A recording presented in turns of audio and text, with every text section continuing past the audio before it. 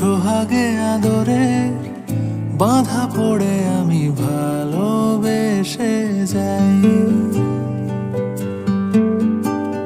স্মৃতির সাগরে ডুবে গিয়ে আমি ভালোবেসে যাই। ভ্রমণের শেষে ফিরে এসো তুমি আগের মতো। কেউ বসে আছে তোমার অপেক্ষা।